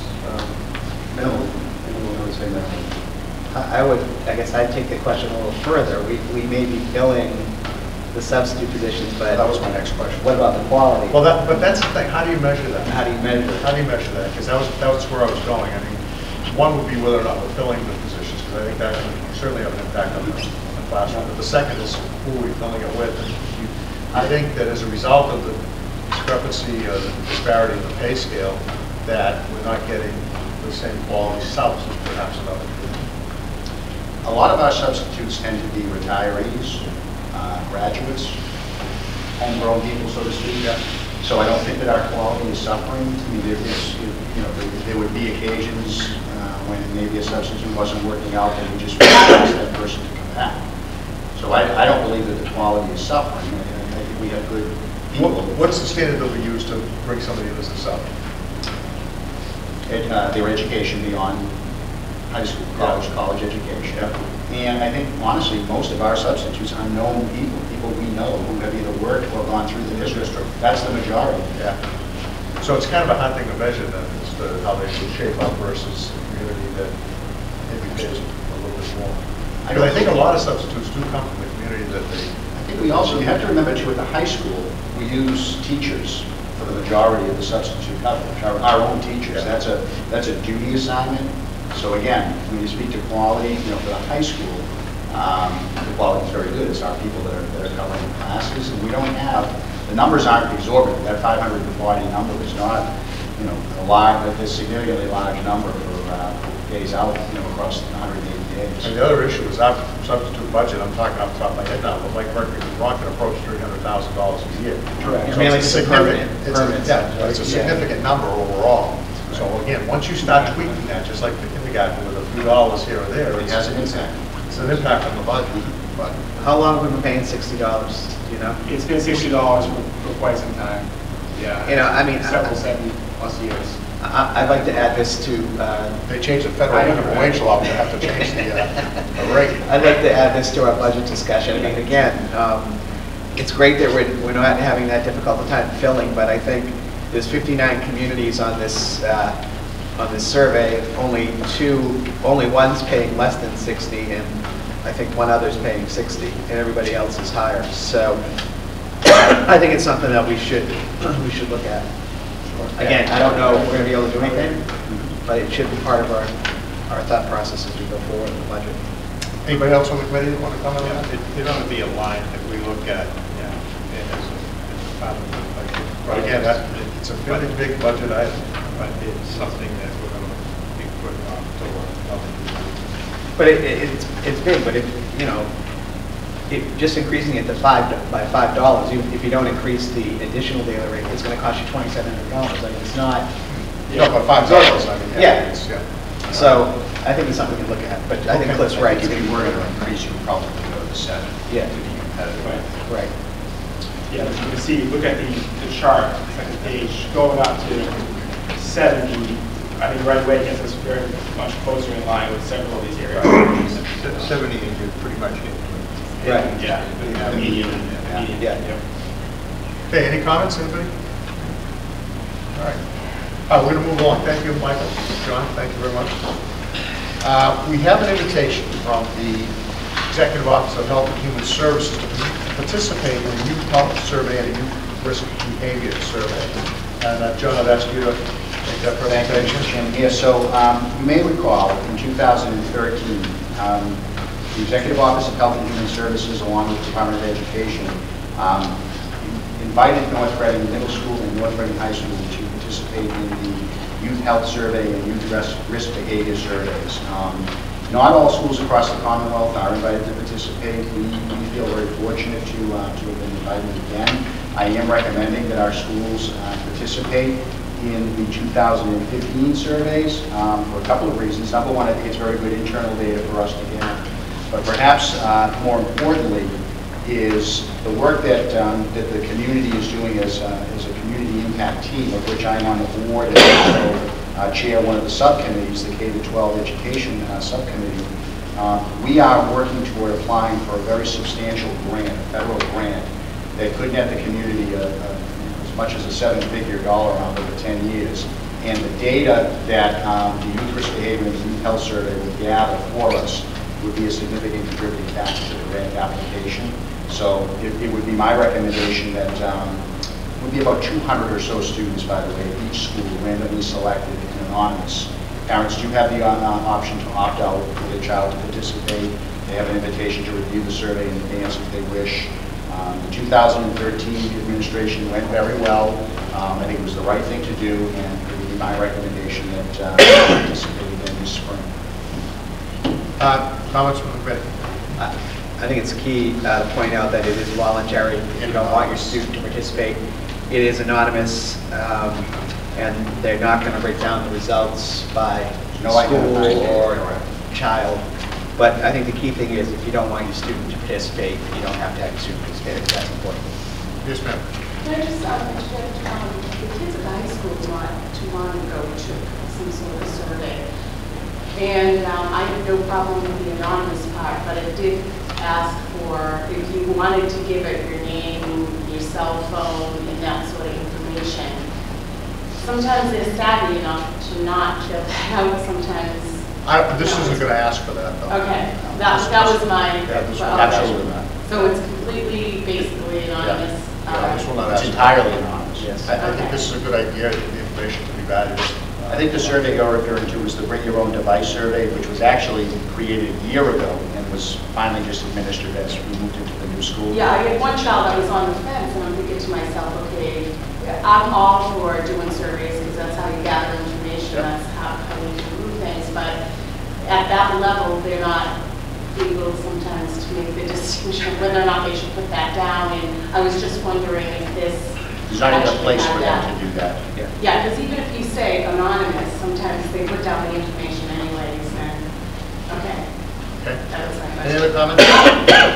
No, I'm going to ask for a motion. Moving ahead toward this. Okay, so we have a motion to go forward with the youth health survey. And use risk behavior survey. Motion by Cliff. Second. Second by Mel. Any further discussion? Hearing none, all those in favor, please say aye. Aye. Opposed, none. Motion carries by a vote of 4-0. Next, we have a presentation here by Mr. Bernard on Massachusetts School Building Authority Statement of Interest in building a new middle school. I'm sorry. And, only kidding. Regarding some work that needs to be done on the roof at the little school. Thank you, Mr. Chairman. So the Massachusetts School Building Authority has opened up the opportunity for school districts to file a statement of interest under their accelerated repair program. And essentially, this program would, if we were successful in receiving funding from the Mass School Building Authority, would be toward projects of a nature that are repairs to windows, boilers, roofing, in various schools. They must exceed $250,000 in cost, and whatever the repair is that's sought must be no newer than 20 years. Okay, so working with Michael Connolly and Wayne Hardiker, we evaluated our district and believe that the most eligible project for us would be a restoration project at the roof, the majority of the roof at the little school. The old, So the old it part of the is school, the original. all but the renovation slash addition, yes, exactly. So Wayne has gone out and gotten an estimate for the project. It's approximately $263,000, so it fits the financial cutoff, and the program, the roof is far older than 20 years, so it definitely fits in that category as well. So the vote before you tonight, and I provided a suggested motion, is the Board of Selectmen will need to vote on this, and they're actually slated to do that on Thursday night at their meeting. It authorizes the superintendent to file the statement of interest.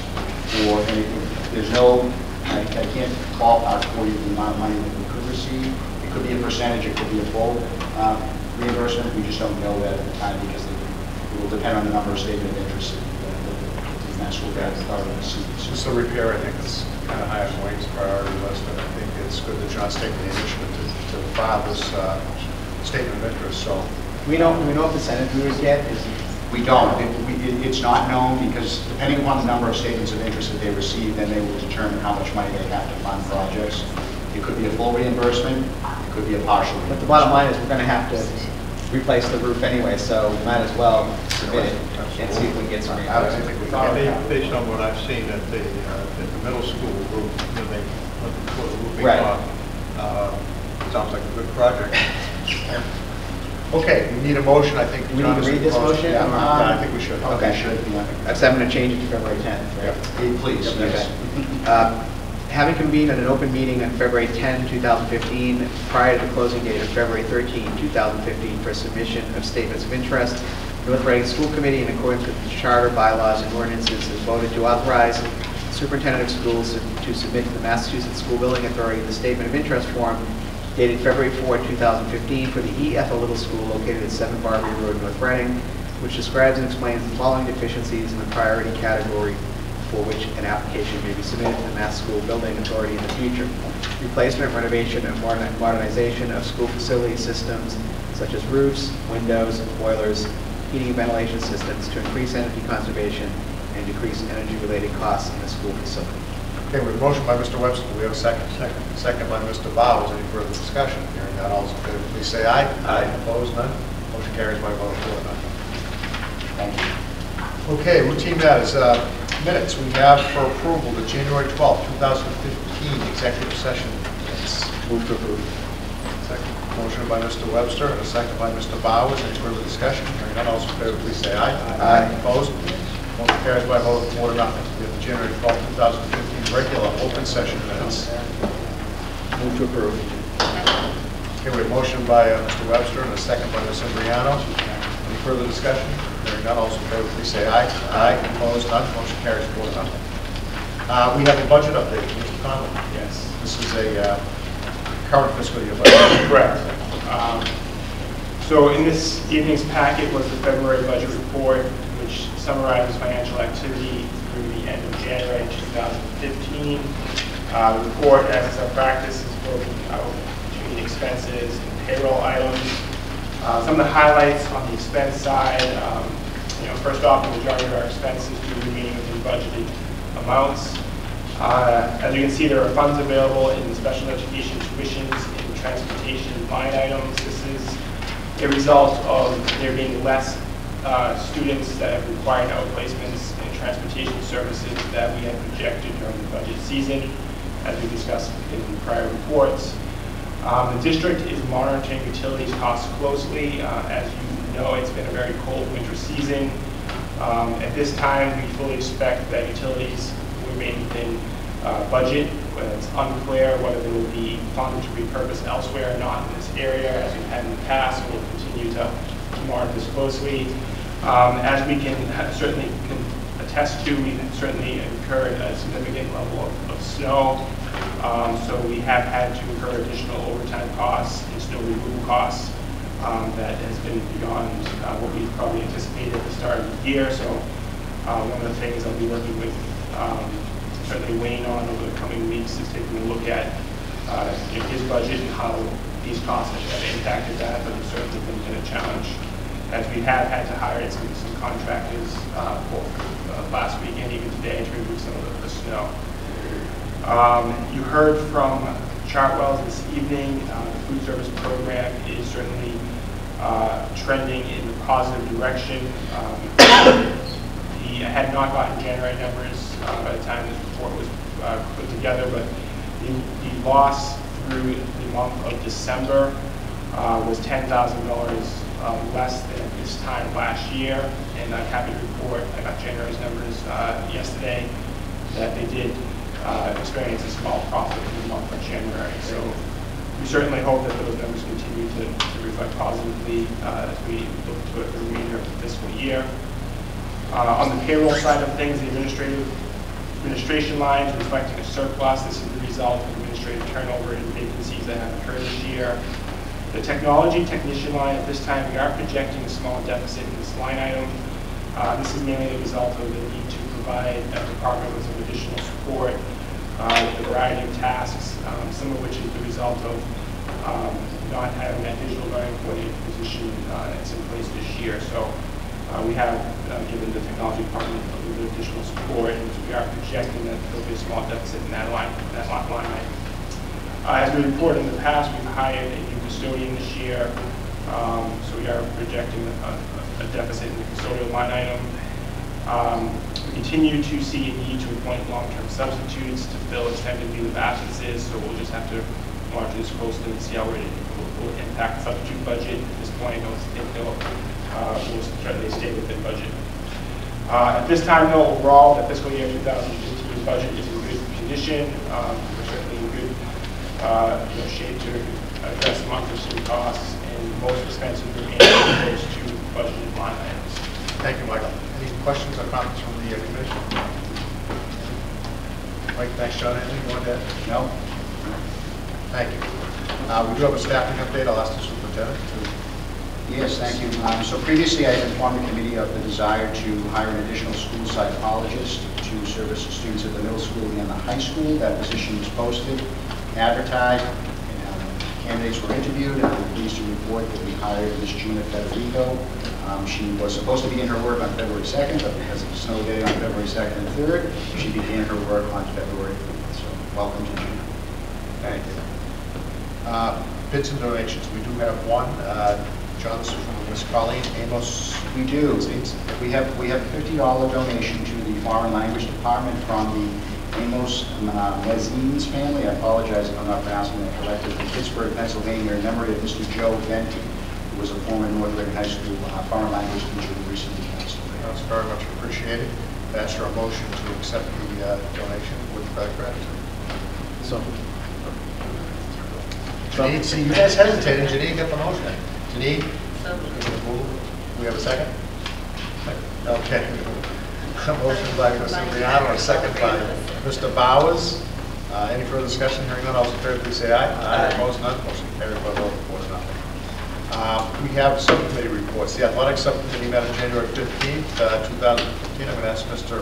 Webster to give us a report on that. I think our main topic was we've been looking at possibly putting an artificial turf field at the new high school instead of a grass turf field, because it's going to be a field that's used more than any other field at the facility. The funds would be privately funded. We had a meeting that included PMA and also included Dora Whittier, the architect.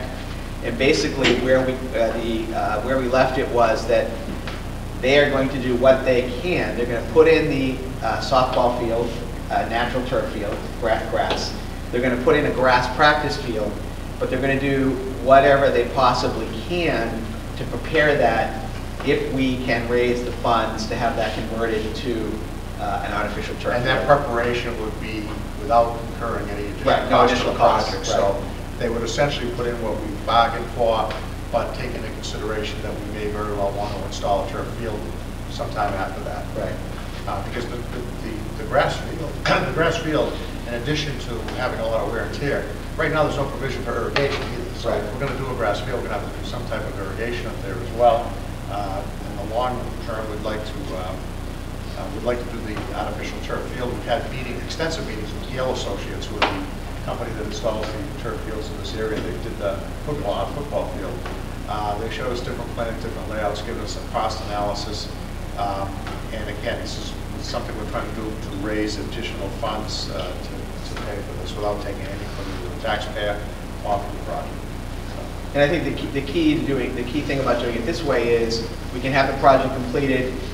We don't have the pressure. If we were going to try to raise the money quickly, we need to raise it $500,000 or more in 1 or 2 months in order to get the turf field installed now or in the fall, and we just don't have the time to raise that money. So it gives us an option down the road. I bought my Powerball tickets. If I hit that Powerball, I will. Will you pay for it? I will absolutely pay for it. I got mine. You got yours? All right. So you guys can split the cost. All right. We split the ticket, we split the cost. I think the other thing we did talk about one other thing, which was additional banners for the gym. We now have the Cape Ann League championship banners up, but now we're looking at regional and sectional championship banners and state championship banners. And I think I know the athletic director and the AJ and the principal of the high school are talking with John about that going forward. It's all part of the phasing from the old high school to the new high school. It's all things that we have to do and things we have to move, so. Right. Okay, thanks, Mel. Policy Subcommittee, I think Mr. Bowers and Mr. Cipriano can provide an update for one or the other. Did you guys? Janine? Did you guys do anything? I don't have one.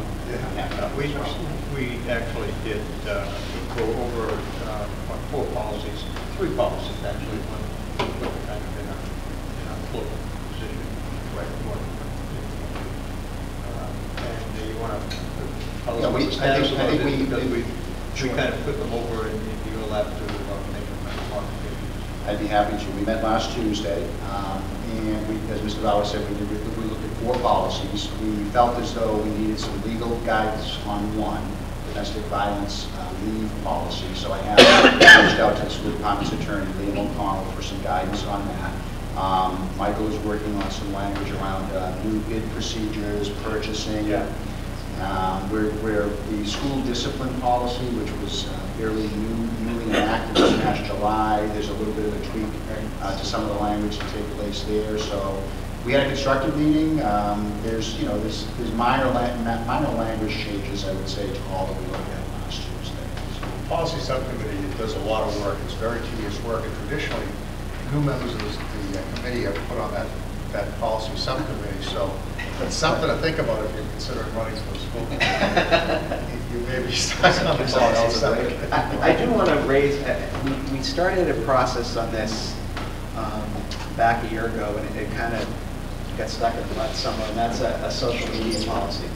And the reason why I bring it up, I haven't seen anything wrong or bad with a lot of these. There are a lot of high school sports teams and groups that have Twitter accounts and Facebook accounts, and they're all fine. I mean, but I think we need to have, I won't say control, but we need to make sure that there's a guideline, that like there's an NRHS hockey Twitter. Now, the kids may have set that up themselves, but they're using NRHS hockey, which kind of makes it an official, so you don't know what's going to be on there. And there's the dance team the dance club has a Twitter account. There's teachers are using Twitter to communicate with their students' assignments, which is fine. But I just think that we need something in place that encourages the use of social media, but the appropriate use of social media. And I'd like to, I'm assuming there are districts somewhere that have those kinds of policies that we can work at. Why don't I take a look at, maybe through MASC, MASS, and maybe some local districts, see if anybody has some policies that maybe the three of us, policies. I'm sure Burlington has a pretty comprehensive. Yeah, Burlington might be good. Yeah, because they've been. I can do that. Right. I know it's something that the committee has desired for quite some time now, so. I mean, my goal is. I had it on our agenda for a long time. Yeah, we did. It got basically, Karen actually had done almost like a 9-page thing about what should be, what not to be. And we kind of went through it, vetted it a little bit, and thought it was a little bit far-reaching. Yeah. So you have that information to me? Yeah, and some old things. Kathy Bullock, I believe, actually had given it to Dr. Daly to go through in comparison with some other ones. Patrick should obviously be involved with. Yeah. And along with that, bring your own device policy. Yes. There's a whole round. Right. See if they come up with like a charge or something. Exactly. Yeah, the bring your own device and all that. It's all related. And I mean, I don't want to discourage the use of it, but I want to control to a certain extent, make sure that we know what's going on. Janine and Cliff agree we can add it to our next meeting agenda. Thanks. We also had a meeting with the Finance Planning Committee February 6th. Unfortunately, neither Cliff nor I could be there, but John was there. But I want to take the opportunity again to say that the Finance Planning team meets just about every month. And again, it's the selectmen, the Finance Committee, the school committee working collaboratively together. It's been a great addition to the government of North Reading. I think, again, it was Bob McSurry's initiative a number of years ago. And it allows us to work very closely with the other elected appointed committees in town. So the earlier comments we've made, I just want to reinforce the fact that this is a very solid relationship that we have. So John, I'd ask you this time to just report on what happened. I would, Mr. Chairman. So, and again, I just, if I could quickly just join in on your comments. It's a very interesting committee to be a part of, and it's something certainly I did not have experience with as a principal, but now as the superintendent. They're very good, enjoyable, and informative meetings, and the group to work with is outstanding. Really, they're just very positive meetings for all the right reasons. So, but to Friday's meeting, Michael Connolly and I attended, and I would say to you that the tenor of the meeting was very good. It's still early in the budget development, but I would say that we talked extensively, Michael mostly talked extensively about where we were in our school department's budget draft, and what we saw were some of the priority areas, the preservation of the goals of the committee, the strategic plan that the district has adopted in our PS 2016. And I would say, and Michael, please, I think it was very well received. In fact, we were thanked for the level of detail that we provided at the meeting by Bob Masseri, which was nice to hear. I think that, as I think has been the case for all the meetings that I've gone to, and there's only been a few the last 3 or 4 months, but I think there's just a high respect and a high regard for the work that we're trying to do and the resources that we need to do it, but there's also the recognition that it's not just it's not a bottomless well. We're cognizant of that too, but we talked preliminarily about our goals and our hopes for the budget development, and I think that folks understand where the challenge lies. Obviously it was last Friday. We had at that time had 2 pretty significant snowstorms, So there was talk about the impact that that's having on both budgets, the municipal budget and the school department budget, to deal with the two pretty substantial snowstorms. So that's obviously an impact that we hope we wouldn't be confronted with this fiscal year, but nonetheless, that's the reality. So we're meeting again on March the 6th. The committee had, the group had decided that an earlier meeting was better, so that's the next meeting in the town hall in 5. So I know from the previous finance planning team meeting, the revenue projection was almost exactly to the dollar, the same amount of our current fiscal year budget. I'm talking about the entire town. So there was absolutely no additional revenue. So that shows we have a gap there that we have to close. And hopefully a good part of it's going to be additional revenues as the months wear on and we get some more accurate projections, hopefully. There's also some information coming out of the state projected to come out around March 4th. Right. And so that was another reason for maybe advancing the meeting in March to the 6th. So hopefully there'll be some good news to share at that meeting. We may have some positive results for everyone as well. It would be. Go ahead, Rob. When will we be presented with the preliminary budget at the school committee? So March 9th, actually. Okay. That Monday night is the presentation, so the preliminary budget books would go out the first week of March. First week of March, so you can see them obviously. Yeah. Presentation, okay. Upcoming schedule of subcommittee meetings. The secondary school building committee is going to be on February 10th. No, that's today. On the 24th. We're meeting on the 24th at 5:30 p.m. at the high school. NORCAM is scheduled to meet on February 19th at 7 o'clock. Athletic subcommittee will meet on February 24th at 3:30 p.m. and that's at the superintendent's office. Secondary school building, as I already said, the 24th, and then the finance planning team will meet on, what'd you say, John? March 6th, right? March 6th, 2015. I know the superintendent has an administrative report. I do, Mr. Chairman, thank you. So in your packet, I just I had a few things I wanted to speak about. First and foremost, it's certainly no secret, it's been a challenging winter, particularly the last 2 weeks. I really feel that a public acknowledgement needs to be made to Wayne Hardiger, School Department Supervisor of Buildings and Grounds, and his staff. I've worked very closely the last couple of weeks with Michael Gilberto, the town administrator, with Dick Cannavale, with Public Works. Everyone has done really an outstanding job of helping to deal with the inordinate amount of snow that's needed to be removed from our schools. And while we've had 6 snow days, other communities have had more. Some have had maybe a half day or one less, but I cannot thank enough the people that have been in constant communication with me, just really going above and beyond to try to ready our schools to be open when they have been. So I wanted to publicly acknowledge them and thank them for that. And John, just quickly too, I just want to do the same thing. I know Dick Cannavale, the Public Works Department, was extremely outstanding, cooperative, and worked with us very closely on a number of things, from the repaving of Sherman Road, the building project, to the guardrail on the access road going down to Route 62, to the snow removal. Without them, we would have lost 3 days on a couple of those snowstorms instead of 2. I'm convinced. And they sent over equipment, they worked through the night, they got sidewalks plowed, and of course Wayne and his crew did a great job as well. So I just wanted to take the time to acknowledge that. John, one thing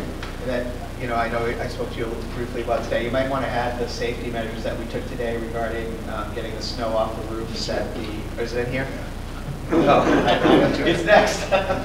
It's the next thing. No, thank you. I'm glad you brought it up. I did want to just, again, I know I sent you all an email on it, but I wanted for the public to know that in a proactive way, we've had no issues with our roofs presently, but in a proactive way, we organized a crew to remove snow off of all of the modular classrooms and modular additions at the schools in the district. And Wayne Hardiger is out there literally with a yardstick and calculating the amount of snow that can be on each roof per square foot, so to make sure that there's nothing to be concerned about. And so far, we're in very good shape. Also on my report, I wanted to acknowledge Dr. Daly, who did a very nice job of some informational forums that were held on the pod testing on January 21st and 22nd. I want to thank the committee members, all of you, for attending those sessions. The support was greatly appreciated. I think Patrick did a very nice job reaching out to the community and informing them of what the testing experience was going to be like starting in March. Just want to kind of keep on the front burner for all of you that we continue continue to meet as a team, the middle school administration, the high school administration, our construction team, coordinating the move out of this building into the new middle school. So those conversations are ongoing, and I just want you to be aware of that. And echoing what Mr. Webster said at the start of the meeting, I want to send congratulations, a bravo to Allison Kane and Eric Foreman and the casting crew of Peter Pan. The performances, as have already been said, were outstanding. Near sellout crowds for 4 performances. Just, you look at The Wizard of Oz, you look at the Young Americans program, you look at Peter Pan. It makes all the work and effort of the new school construction project worth it when you see such fine, outstanding performances. I mean, the theater performed well. The kids were better, but the theater, the lighting, the sound, were excellent. Really were. There's something to be very proud of. But the kids did a tremendous job on that. Really. And that's all I have, Mr. Chairman. Anybody else have anything? I just want to mention publicly our last day of school is now June 29th. In case any parents, I know Mr. Bernard sent out a detailed memo to, I think, all parents this week. All parents and staff, I did yesterday, yes. Informing them of that date, and fingers crossed that there are no more snow days. Of course, I think when I wrote that, I said the last day was the 26th. Right, but now that was 29th. before I had to cancel school for today. Yeah. Holy breath, hoping for a good rest of the winter. Is there another meeting, because you were good enough, Mr. Bernard, to send out an email that the school committee was meeting tonight, but it didn't have an agenda, so I wasn't sure if that was going to be one of the line items. And of course, I'm very interested in that, I'm sure. Provided we have more snow days, hopefully not. Do you actually meet on that, and how does that work? Because that would be a concern at this point. We'll be having some discussions between now and the next meeting. I think we'll know a little bit more. We have a school contract. The teacher's contract does not allow them to work beyond June 30th. I understand there's different dynamics to it. Right, but I'm saying it's another whole meeting, so I won't bring it up. No, but it's an important topic, because one of the other issues you got to think about is June 29th is a Monday, right? Yeah. So how many kids are going to come to, not that I'm encouraging kids not to come to school, but that's a late. Well, it's a concern now. There's an education on my side, the layman who doesn't know the behind the scenes on how it all works. And there's a lot of problems now. There's a concern, there's a concern on the kids staying mentally, which is a serious topic at this point. There's a lot of kids who have attention problems to begin with, really. And I know I would at this point to stay focused and meet our educational goals. So well, I think it's pretty serious. Worcester said it best over the last couple of days when she was interviewed. There's just no continuity. You go to school for a day or two, and then you're off for a few days. Next week to vacation. So good luck to the teachers. No momentum. I mean, good luck to the teachers. And when you have a meeting for a child, the teachers are like. You have to have an empathy towards them, because they're trying to get this, this certain benchmarks of goals for them to learn it. You can almost see report cards going out, and you can almost see the deficit sometimes. Yeah, so with the building project, I mean, we basically have been very fortunate with the weather, so that we felt we could start a little bit late this year on September 8th. Although there were other districts I know have lost 7 and 8 days, and we've lost 5, so they're catching up to us as far as when we started school and when we intend to finish right. Well. John, is there any thought of trying to figure out a way to not have to go to the 29th, or is that just not in the thought process right now? I mean, I know we have to do the 180 days, I know. The law says that all of the days that you lose before March 21st have to be made up. Right. Well, and then you also have half days from conferences. And you also have teacher enrichment days, which, but you're saying the kids in 2 days, boom, out, 3 days, in 2, then you have the snow and the weather. I mean, it's getting to, I think, a point where, I thought about it a couple of years ago, but there has to be trust in you guys know what you're doing, and I have that, but now with the snow and weather. I don't think we've heard the end of this from the governor. If we get hit again, we've got a lot of time between now and the end of the winter. If we get hit again, there may be some type of accommodations. Well, and some like the Boston district, and of course my kids don't want to hear it, but God forbid you take vacations away. But I mean, at this point, it's not just, boom, we're going to the 30th. I mean, we really need to look at the consistency of attention. Because when you have kids in school 2 days and you're taking them out and there it is, the half days for this one, then you have a holiday, then you have vacation, I don't think I'd be able to learn the material. So I was just wondering if that was going to be definitely on your docket to look at seriously, because it's got to be on our docket. It's right. The last few years, there's always buzz and people are like, oh, they have half days again or this off. And it's whether or not, I'm not in education, so it's whether or not I put it on my plate to try to do something about it. And then I always have trust. We have a great town. You guys work very hard.